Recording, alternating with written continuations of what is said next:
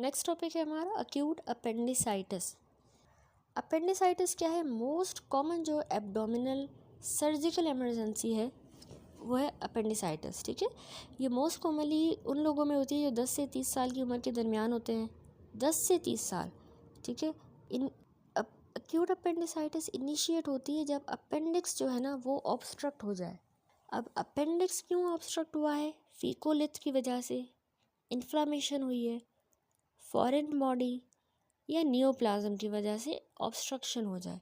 Obstruction की वजह से होगा क्या? उसके अंदर इंट्राल्यूमिनल प्रेशर इंक्रीज़ होगा, वीनस कंजेशन होगी, इन्फेक्शन भी होगा, थ्रोम्बोसिस हो जाएगी वेसल्स की। तो अगर इसको अनट्रीटेड छोड़ दिया जाए तो उससे फिर गैंग्रीन और परफोरेशन होगी 36 आवर्स के अंदर। ठीक है, तो ये है अपेंडिसाइटिस। एक्यूट अपेंडिसाइटिस में किस तरह आएगा पेशेंट आपके पास? क्लिनिकल फीचर में सिम्टम वो पेन, वैग पेन होगा सेंट्रल एब्डोमेन, अम्बिलाइकस के अराउंड या एपिगैस्ट्रियम में, और वो राइट इलियक फोसा की तरफ जा रहा होगा पेन कुछ घंटों के अंदर। ठीक है, सेंट्रल वैग पेन है पेरिअम्बिलाइकल या एपिगैस्ट्रिक, फिर राइट इलियक फोसा की तरफ जा रहा है कुछ घंटों में। पेन शुरू होने से पहले उसको एनोरेक्सिया की हिस्ट्री होगी। ठीक है, नोज़िया और वॉमिटिंग, इसमें वॉमिटिंग इतनी फ्रीक्वेंट नहीं होती। कॉन्स्टिपेशन या डायरिया, मोस्टली पेशेंट्स अपेंडिसाइटिस वालों को कॉन्स्टिपेशन होती है कुछ दिन पहले अटैक से, क्योंकि देखिए ना फीकोलिथ भी एक इसकी वजह है। तो कुछ में पहले कॉन्स्टिपेशन होगी और कुछ लोगों को डायरिया भी हो सकता है। साइंस में लो ग्रेड का फीवर आपने नहीं भूलना अपेंडिसाइटिस में, 100 degree Fahrenheit low grade fever, white furred tongue होगी, राइट इलियक फोसा पर आपको उसमें टेंडरनेस मिलेगी, और साइंस में लोकल गार्डिंग मिलेगी इन्फ्लेम्ड अपेंडिक्स के ऊपर। ठीक है, गार्डिंग भी मिलेगी, टेंडरनेस भी मिलेगी। अब कुछ कन्फर्मेटरी साइंस होती हैं जो हम सर्जरी में भी पढ़ेंगे, लेकिन यहाँ देखें, रॉवसिंग साइन, स्वास साइन, ऑब्ट्रूएटर्स साइन।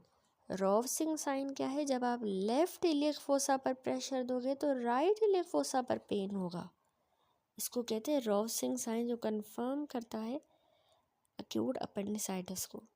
दूसरा है इसमें स्वास साइन। स्वास साइन में क्या होता है कि पेशेंट जब अपनी लेफ़्ट साइड पर लाए कर रहा हो तो आप उसकी जो राइट थाई है उसको एक्सटेंड करोगे तो उस एक्सटेंशन से उसको पेन होगा, उसको कहते हैं स्वास साइन।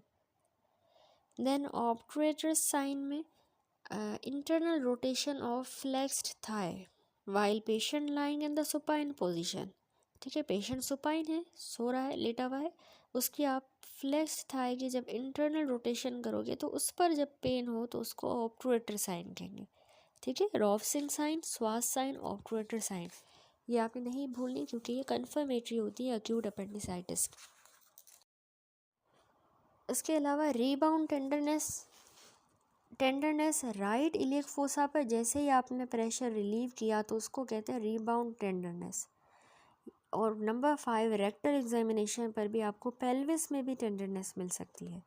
ठीक है, तो एक्यूट अपेंडिसाइटिस की इन्वेस्टिगेशन में आपने सबसे पहले तो ब्लड सीपी करवाएंगे तो ल्यूकोसाइड्स आपको बड़े हुए मिलेंगे 10,000 to 2,000, जिसमें ज़्यादातर न्यूट्रोफिलिया होगा।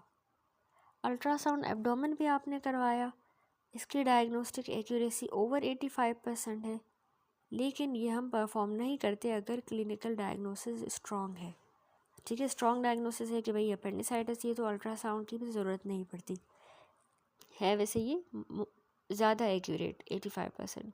सीटी भी कर सकते हैं अगर आपको सस्पेक्टेड है कि अब ये अपेंडिक्स परफोरेट हो गया है, तो पेरी अपेंडिकुलर एब्सेस को डायग्नोस करने के लिए हम ऐसे परफोरेटेड अपेंडिक्स में सीटी करवाएंगे। ठीक है, ट्रीटमेंट यही होता है कि उस अपेंडिक्स को निकाल दें, अपेंडेक्टमी सर्जरी की जाएगी। दैट्स इट, ये टॉपिक कंप्लीट हुआ।